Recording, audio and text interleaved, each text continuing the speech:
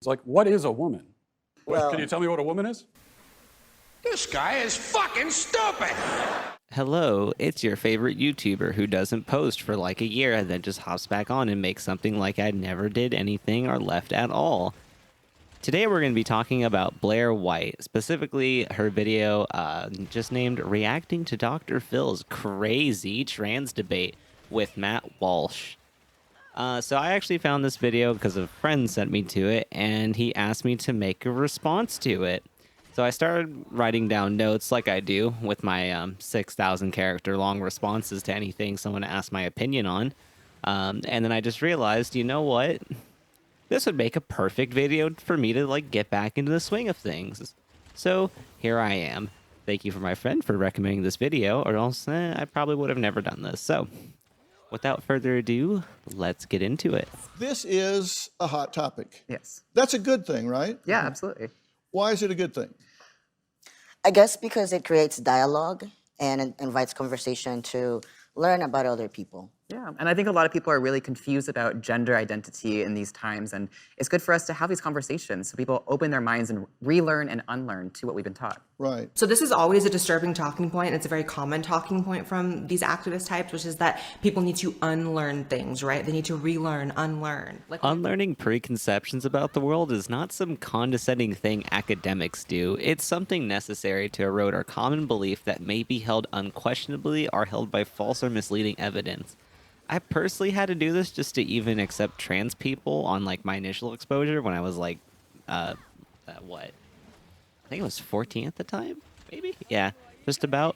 So like, I don't understand why this is a talking point for her, as so many people would have never even accepted her as a person if it wasn't for unlearning our preconceptions.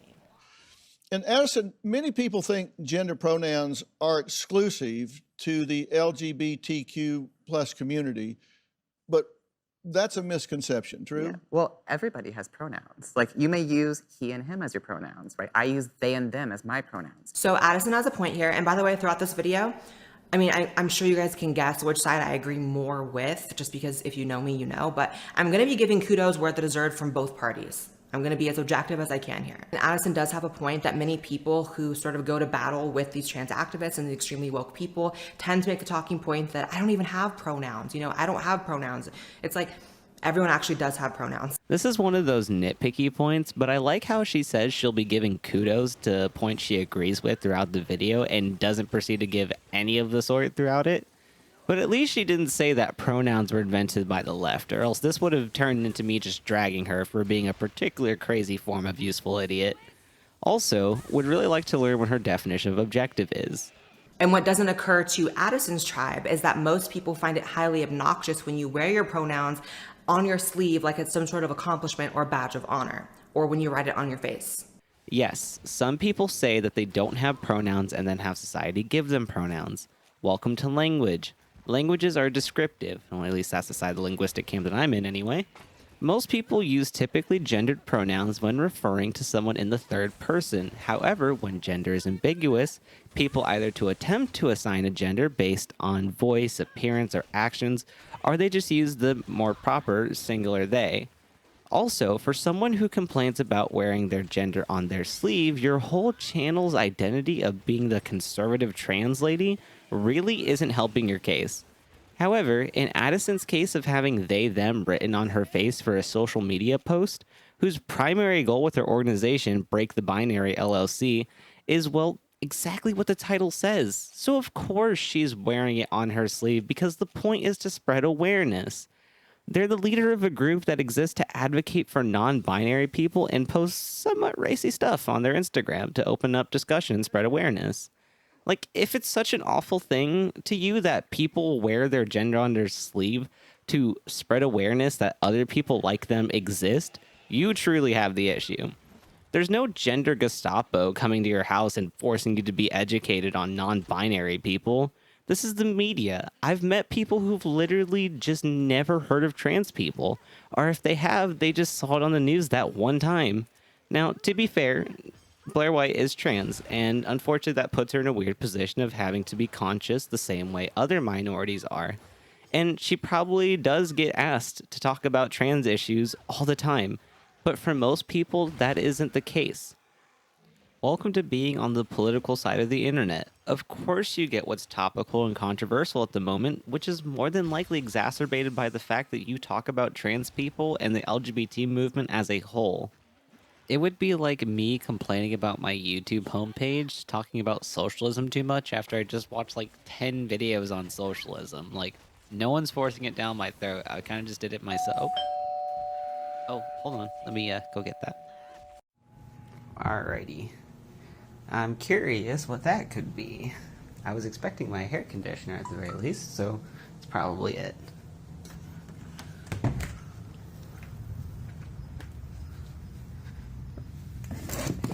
Oh, that's weird. It's already opened. I wonder who would have done that. Here, well, let's open it and see what's inside. I wonder who would have just opened it on their own. Oh, what the hell is that? Huh. Oh, at least my hair conditioner came in. On your face. It also gets tiring being forced to accept the invention of new pronouns on a weekly basis, especially when they're pronouns that are insane, like the ones I talked about: doll self, vampire self, bug self. Some people want you to call them it. I'm never calling a person it. I would be more likely to call someone a bug than it. And that's saying something, because I would never call someone a bug. Oh boy, neo-pronoun and xenogender discourse for someone who doesn't understand it.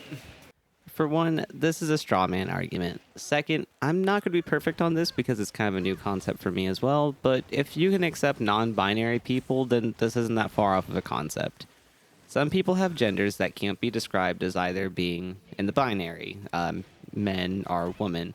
However, sometimes they don't even exist in the non-binary, the sort of gradation between masculine and feminine presentation that like lesbian use so much. So they use analogies to describe it and invent pronouns to help be identified closer to how they want to be seen or present. It looks silly at first, like it honestly really does, but like it's also the most non-pressing concern for LGBTQ plus people as a whole. Like, it's a niche of a niche, and all it takes is just recognizing, hey, this thing exists and it's valid, and then move on. Sure, let's say that some people are doing it for shock value to some degree, kind of like the political lesbians, but that would still by no means characterize all NB people who do use xenogender or neo-pronouns, whatever. So I think what Addison doesn't get is that it's very frustrating for people to see this, know that it's insane, but have this immense social pressure to accept it, or else they're outcast from society, they're going to lose their job, they're going to be criticized, have extreme backlash towards them, be called a bigot. There's also a massive difference between someone who's ignorant of the concepts, many people are, and being bigoted. Yes, some social justice Twitter profiles did in fact go out and harass people who were just ignorant and didn't know. That doesn't mean that the concept is any less valid or not, though. Also, I really feel like the whole I'm being canceled thing is really just people who are terminally online are famous. Some big political pundits getting canceled is not indicative of what's going to happen to a normal-ass person.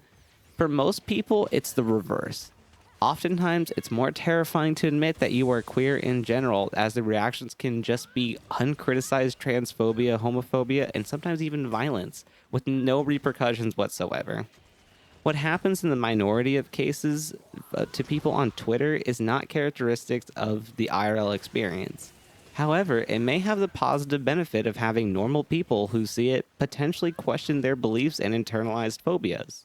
And speaking for myself and a lot of other transsexuals, it's quite offensive to conflate the desire to be called a bug with the desire to just be called she if I transition. Like, is it just me, or does this point kind of feel like insecurity in a lot of ways? Like, why should anyone be offended about someone else wanting to be called their preferred pronoun of all things? How do you explain the difference between sex and gender? I consider sex to be our biological makeup. Our chromosomes or hormones, our genitals is a biological makeup. But our gender is more of an internal sense. it's an internal sense of self, and it is to an extent a social role, but that is not to say that it's without being biologically driven. It's still your biology. Men are fueled to behave in certain ways by their hormones, by their chromosomal makeup, by their brains, and the same can be said for women, and the same can be said for trans women and trans men. This doesn't actually criticize Addison's definition here. If gender is being defined here as being a sense of self, then whether or not that self-identity or even expression is being influenced or even driven by hormones doesn't matter. It only points out that sex can influence gender, but doesn't mean that we can't separate the concepts for the purpose of discussion. Also, I think she's greatly overestimating the effects that hormones influence behavior versus just plain old sociology. Also, in terms of scientificity, yes, that's a word, I looked it up, it's complicated. Like, much too complicated for this video. But I'll leave a link to the National Center for Biotechnology Information that talks about how sex affects behavior, and it does have a section on sex-type behavior and gender identity. This one part alone could probably make for a whole video, but this is long enough, so we'll just move on. So think of it like this. Sex is what's between the legs, and gender is what's between the ears, right? It's how we see ourselves on the inside. So it's in your brain, which is a biological structure. How is it not biological? With this train of thinking, Addison is reducing gender to acting, to being performative. And it's not. Literally just read Judith Butler or any queer theory for that matter, but like especially Judith Butler. This one threw me for several loops, mainly because of what she says later. But by this logic, literally anything you say, do, or think is biological. Sure, there is a philosophical argument for that, but it's a lot more complicated than saying, well, you had a thought that came from your brain, and that's a biological structure, so it's all biology. Checkmate, atheists. But by this logic, governments are biological because the concepts, systems, and ideas exist only within our brain, the social contract, if you will, which I highly doubt she would agree with. Just because something is a process of our thoughts doesn't mean we associate it with biology, especially when you're talking about shit at a societal level. We call that, and hear me out now, sociology. Very confusing, right? Everyone's like, what is going on? So the thing about it is that when no one understands you, sometimes the onus is on you to make more sense or rethink your positions. It doesn't mean you're smarter than everyone. It maybe means you're dumber. But again, these people tend to be huge narcissists and they see themselves as being teachers. So you really can't break through to them.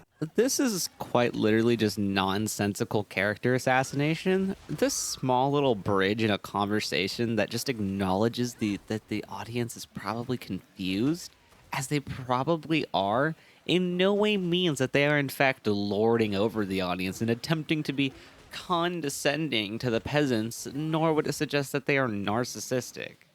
And so how does someone ask? How does somebody clarify that? Ethan, what's the best way? What's the most comfortable way? I think for me, to create a safe space for people to share their pronouns, I will say, hi, my name is Ethan. I use he or they pronouns.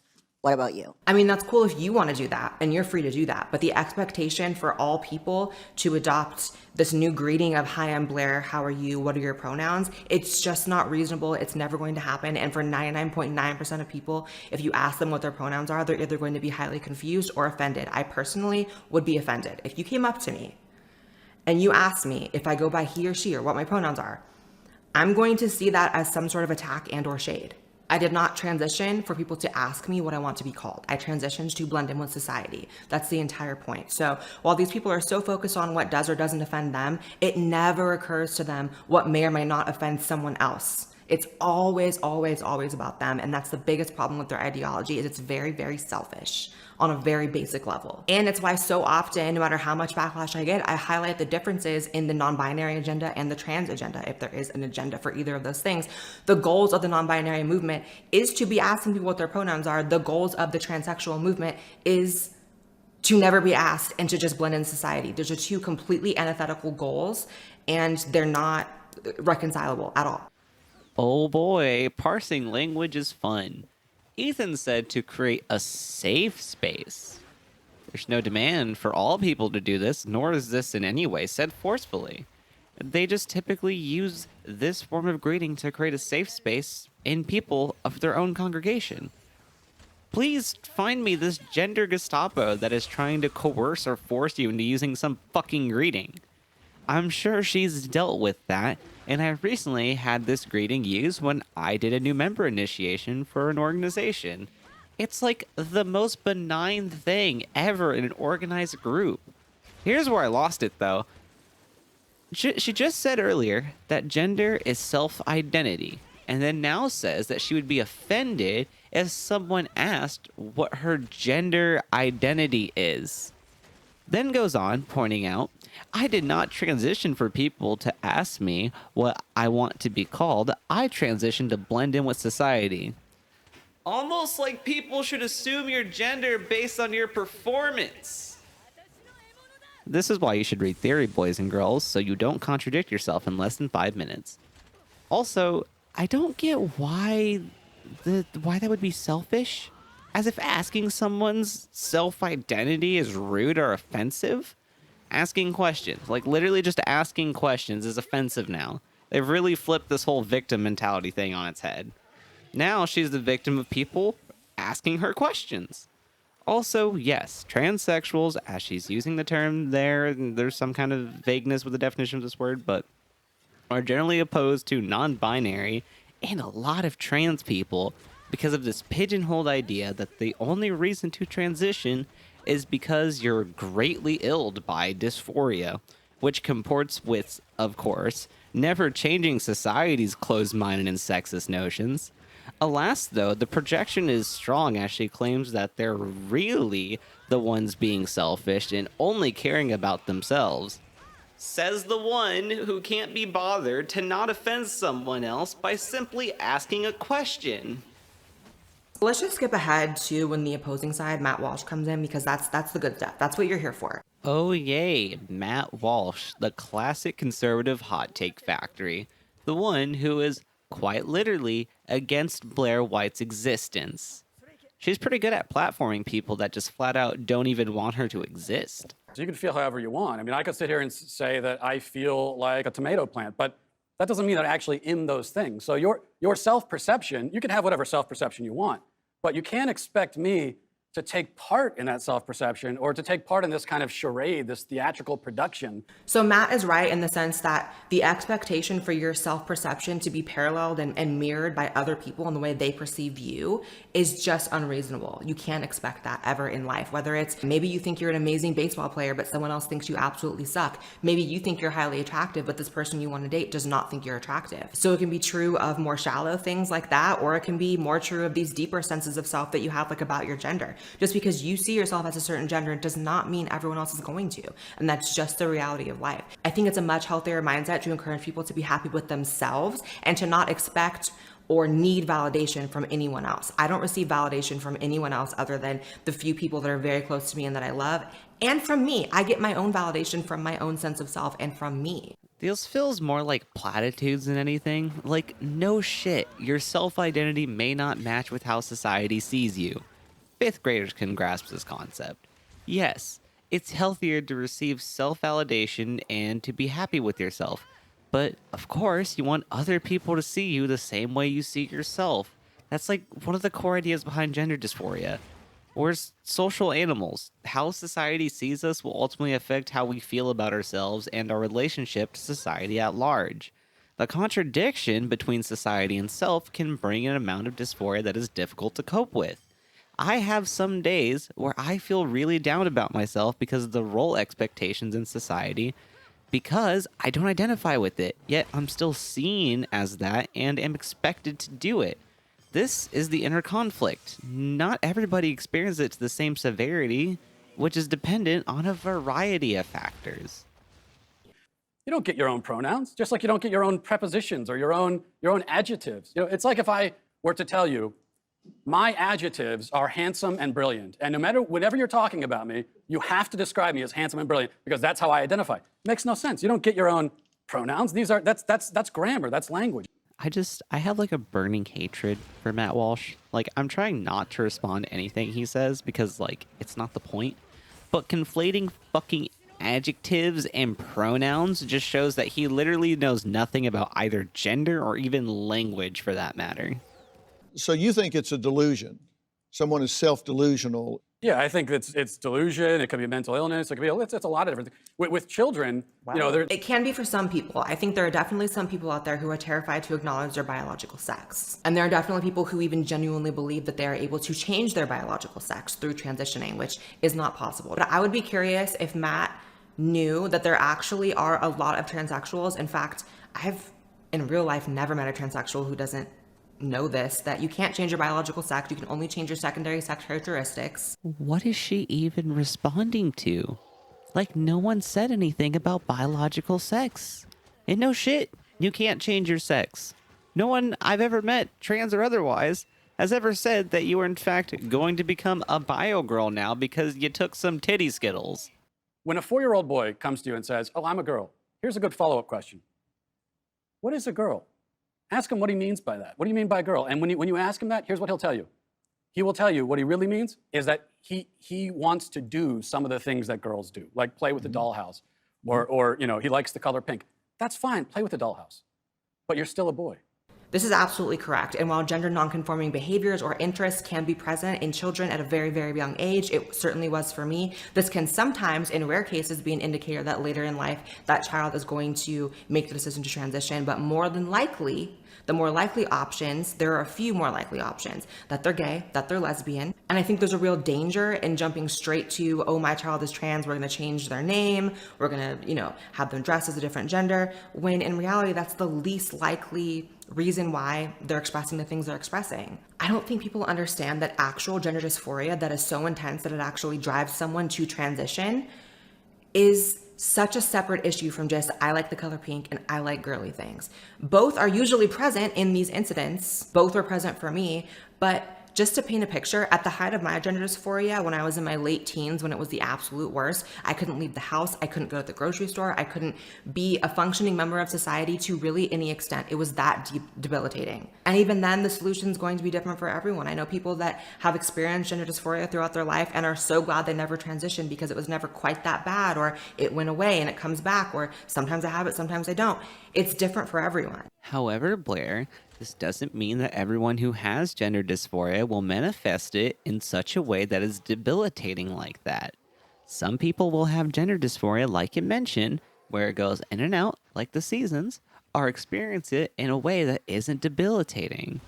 They may still benefit all the same from transitioning, as it allows them to express themselves in their gender identity that they are comfortable with.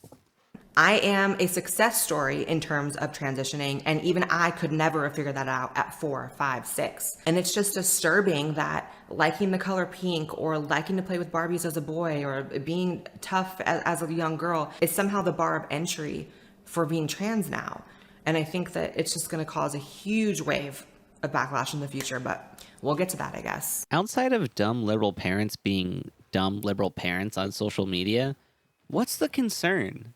Like, yes, some parents misgender their kids for social media attention, and because gender identity is a really complex topic, it'd be important to be in the right state of mind when you make that decision. But the solution to this is pretty easy.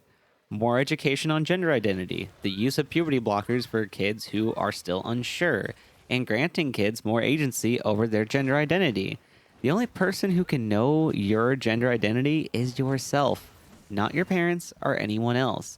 However, I like graphs and statistics, so let's explore scientifically if there's any problems with people making a mistake by transitioning.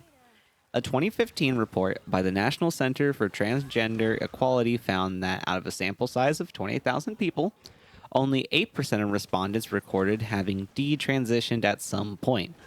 Let me stress this, at some point. As 62% of those who had detransitioned reported that they were now currently living full-time as the gender different from their birth. I will simply leave this chart here to show the reason why most people detransition. However, what's even more interesting is that the stated reason for detransitioning are mostly social issues. Social pressures like parents, harassment, getting a job, etc. However, only 5% stated that transitioning was not for them. Keep in mind that 5% of 8% of respondents, or rather 0.4% of respondents, answered this way. The actual rate can obviously be higher or lower, but this is barely a handful of people. And remember that some of these people, more than likely the vast majority of these people, wouldn't have had any long-term consequences for transitioning, especially if they just socially transitioned or medically transitioned for a short time. I actually recommend reading the report if you have the time. It's very insightful. But this is the problem with reactionaries, though. They almost never have actual statistics, scientific journals, or anything to cite outside of a heavily criticized study here and there and an article from something like the Daily Stormer, because they feel that something is wrong rather than actually doing research to see if something is actually wrong. Because it's not for me to say. Womanhood looks different for everybody. What do you define a woman as? An adult human female.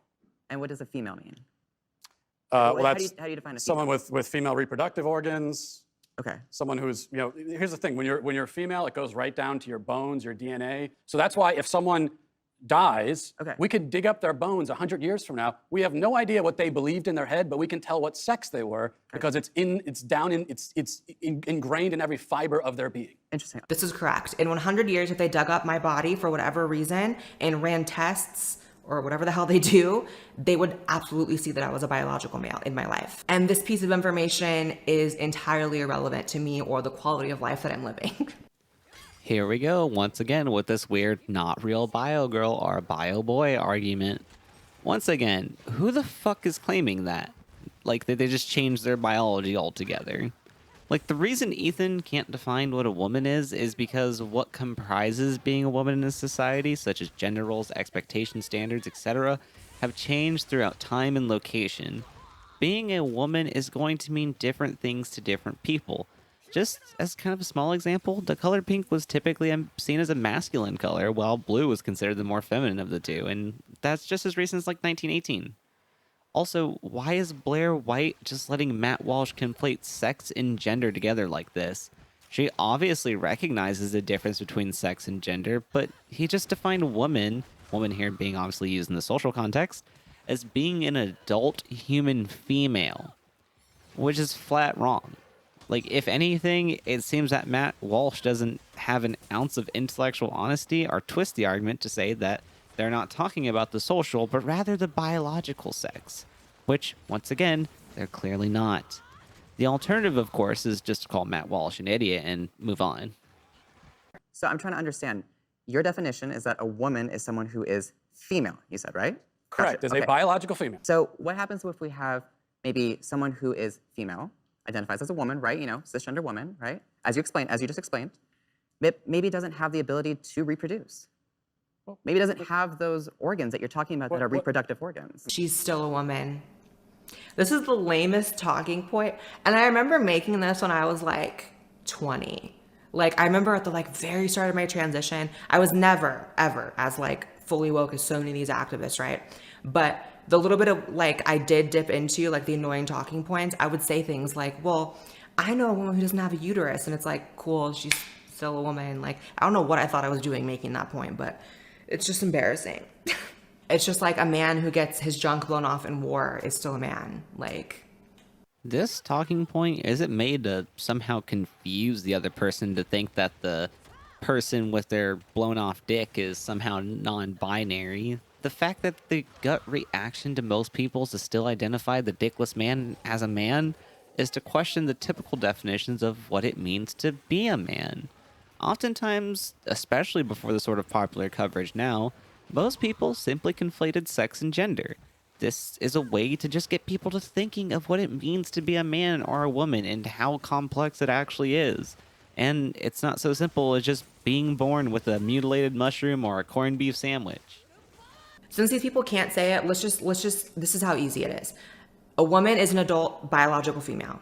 A trans woman is the adult biological male who presents as a woman visually. This is not a difficult concept. And this is a concept that we had figured out quite a while ago before these types of people came in and tried to switch everything up. People understood, you know what I mean? There's a reason why the word trans is in front of woman. because it indicates it is something different. Would I ever be technical and annoying in a real life scenario and call myself a trans woman and just have to be so technically correct that I would never say the word woman? No, in my real life, my family, my friends call me a woman because that's the way they see me. You know what I mean? But the reality is I'm a trans woman.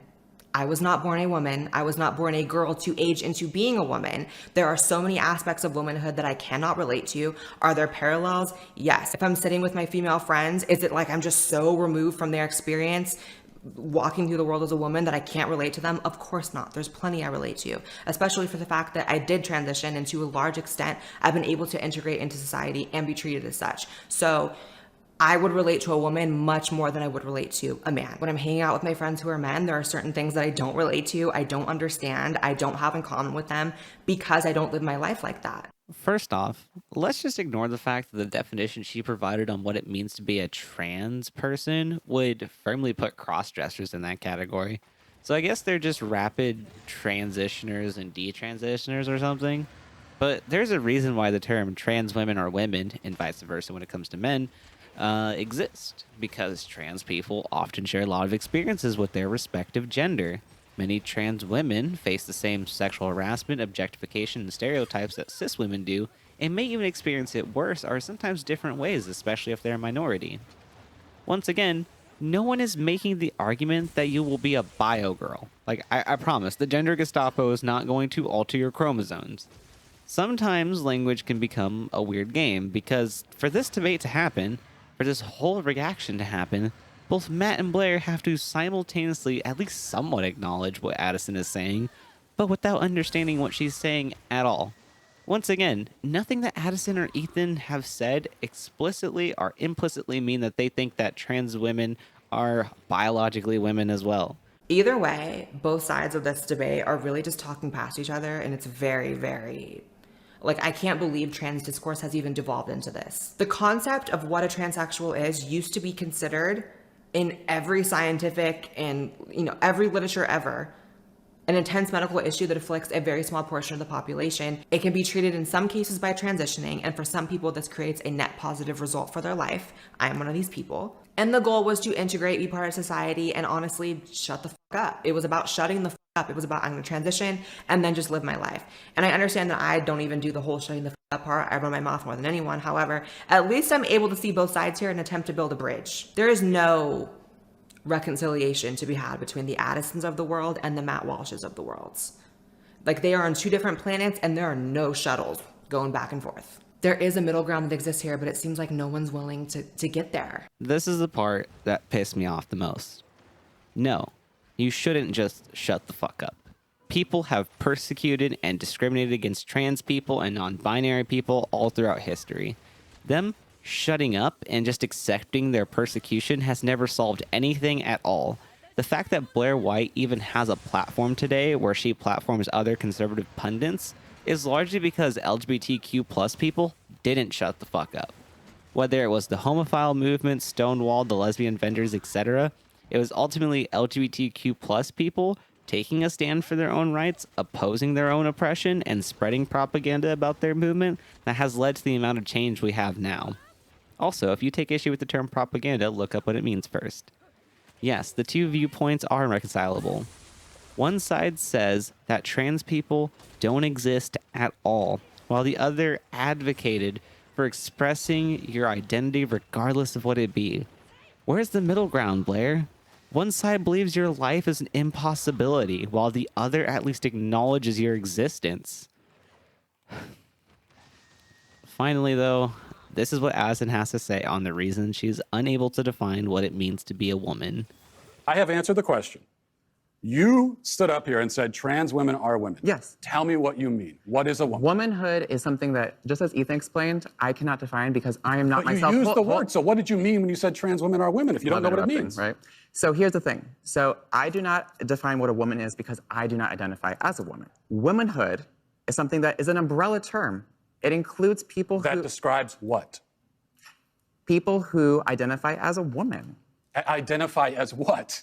As a woman. What is that? Was to each their own. Each woman, each man, each person is going to have a different relation with their own gender identity and define it differently. That doesn't- and so I'm not trans asking for women are women too.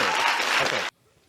I would just like to add here that while Matt Walsh left this last bit in on his tweet for the debate, Blaire White left it out.